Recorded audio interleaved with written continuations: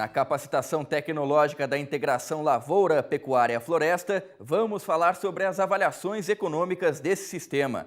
Hoje, destacamos a influência do conforto térmico dos animais.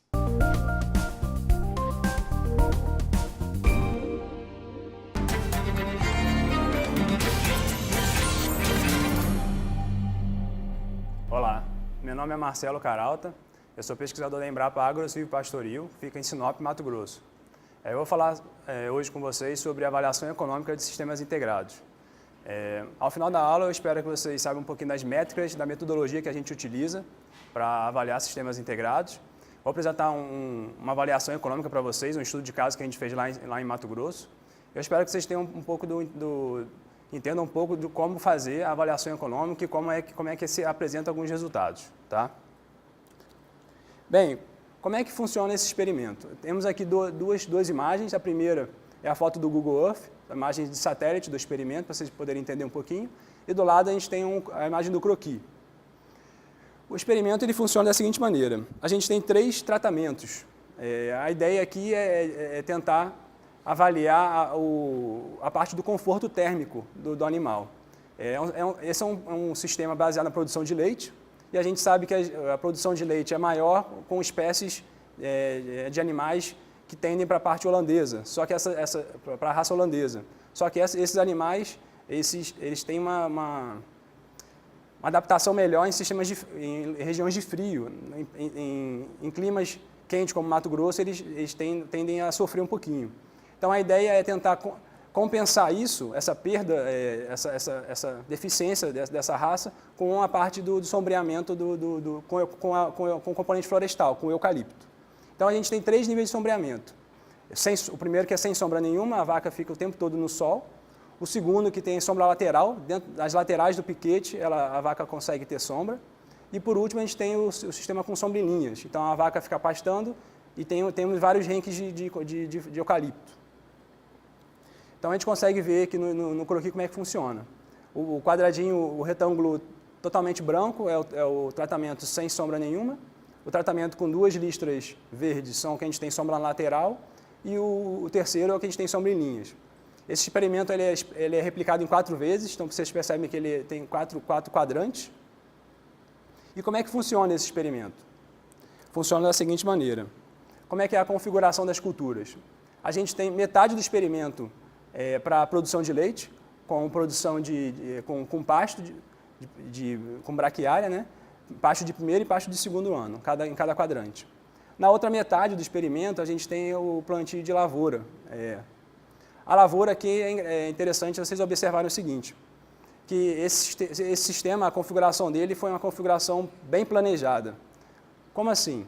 É um sistema que ele é sustentável, ele tem o foco para mercado, para ganho de capital, de lucro, mas ele também pensa dentro da fazenda, a sustentabilidade daquele sistema.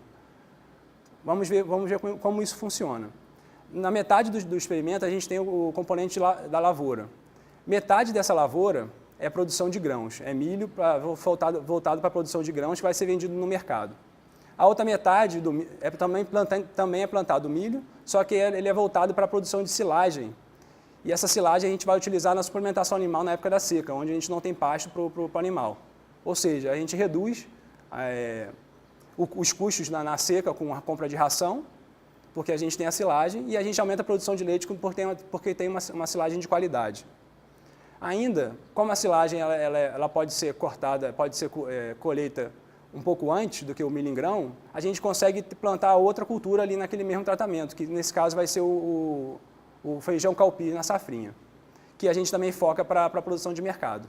Ou seja, a gente tem um sistema com múltiplos usos. A gente tem um sistema que ele se autoabastece com a produção de silagem, e a gente também tem um sistema focado para a produção de receitas, para o mercado. A gente tem a produção de leite, temos a produção de milho em grão e temos a produção de feijão calpis.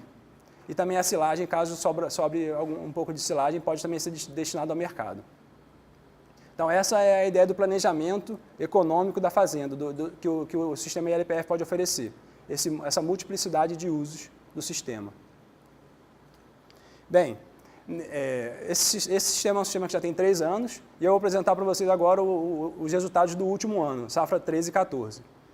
O tratamento que eu escolhi para trazer para vocês é um tratamento que nessa safra foi plantada milho com feijão calpi, e a gente já tinha também o componente florestal estabelecido, que foi plantado em janeiro de 2011. Então, a gente tem nesse gráfico a proporção de cada cultura no quadrante, no talhão da fazenda.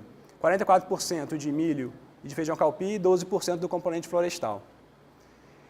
Então, é um sistema de integração lavoura-floresta nessa safra, só que, na verdade, ele é um componente de integração lavoura-pecuária-floresta, porque no ano anterior, a gente teve, ao invés de lavoura, o componente pecuária, porque nesse sistema a gente tem a rotação de culturas, cada quadrante ele vai rodando, ou seja, a gente tem metade do experimento com pecuária e outra metade com lavoura, e esses componentes eles vão rotacionando ao longo do tempo. Bem, o que a gente teve de atividade nessa safra? Como o componente florestal já estava estabelecido, nessa safra a gente não teve nenhuma atividade para esse componente, a gente só teve atividade de lavoura.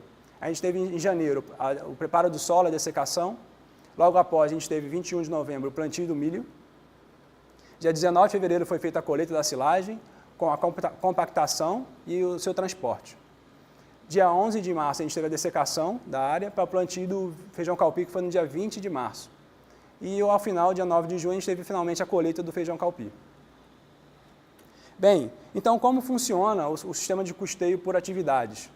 A ideia é o seguinte, a ideia é a gente pegar cada atividade que a gente teve na última safra e precificar ela, calcular o custo dela, o custo dessa atividade no processo todo de produção, bem como o custo dessa atividade quebrado por fatores de produção. No próximo slide, a gente tem um exemplo desse sistema de custeio. Eu peguei, então, a atividade de plantio do milho. O custo total do plantio do milho foi de R$ 1.147 por hectare, onde a gente tem a divisão por fatores de produção. R$ 16,47 para a parte de mão de obra, maquinário foi R$ 55,45 e o maior fator de produção foi o insumo, onde a gente teve um custo de R$ 1.075. Como é que a gente aplica isso para todo o processo de produção? A gente consegue ver no próximo slide a aplicação do sistema de custeio por atividade em todo o processo de produção. Cada uma da atividade ela foi precificada de acordo com a utilização desses fatores de produção. E é isso aí que é uma das grandes vantagens desse sistema de custeio. O produtor consegue identificar, a partir desse quadro, em que atividade ele consegue melhorar, que atividade está demandando mais recurso, que ele consegue reduzir um pouco esses custos dele. A gente consegue perceber que uma das atividades que tem mais participação no custo são os plantios, por causa das sementes e por causa dos adubos. Ou seja, é muito importante o produtor acompanhar o preço, a oscilação e a evolução dos preços desses insumos e tentar comprar de uma maneira mais planejada, onde ele consiga um diferencial melhor de preços, que com certeza vai ter um impacto bem grande no sistema de produção dele. No próximo slide, eu vou mostrar para vocês como é que a gente mensura o resultado desse sistema de produção. O resultado desse sistema de produção, normalmente é utilizado na literatura a ferramenta que é chamada de DRE, Demonstração de Resultado do Exercício. É uma metodologia contábil de demonstração de resultados que todas as empresas no Brasil têm que apresentar. E a gente vai aplicar isso para o agronegócio. Como é que funciona a DRE? A DRE funciona da seguinte maneira. A gente começa a partir da receita bruta do sistema e a partir daí a gente vai descontando todos os custos e as despesas que a gente teve durante o processo de produção. E, por final, a gente chega no lucro final do componente, né, do tratamento ou da fazenda. Bem, a nossa receita bruta nesse tratamento foi de R$ 5.803. R$ 5.803,90. A partir daí, a gente começa a descontar as despesas e os custos que a gente teve. O primeiro desconto que a gente tem são os impostos. Impostos direto com a venda. Impostos ligados à receita. Nesse caso, foi de R$ 115 por hectare, chegando numa receita líquida de R$ 5.688. O próximo desconto que a gente tem é do custo com produto vendido, que é o slide anterior que eu mostrei para vocês, o custo de todas as atividades de processo de produção, que foi no total de R$ 3.240. A gente chega num lucro bruto de R$ 2.447. A partir daí, a gente tem que descontar as despesas administrativas e as despesas com venda. E a gente vai chegar num lucro operacional de R$ 2.429. O próximo desconto que a gente tem são os gastos com depreciação, que foram no total de R$ 654 por hectare. A gente vai chegar no EBIT de R$ 1.774. O próximo desconto são as despesas financeiras, as despesas que a gente tem com juros e os empréstimos e financiamentos que a gente faz. que foi na ordem de R$ 203 por hectare. A gente vai chegar num EBT de R$ 1.570. Por fim, a gente tem o imposto de renda, que nesse caso não foi aplicável, e no final a gente vai chegar num lucro líquido do sistema de R$ 1.570 por hectare. Então essa é a ideia da DRE. A gente começa da receita bruta, vai descontando todos os custos e as despesas que a gente tem no processo de produção, até chegar, por fim, no lucro líquido do sistema. Mais uma vez, lucro líquido do sistema de produção, não o lucro líquido de uma cultura específica.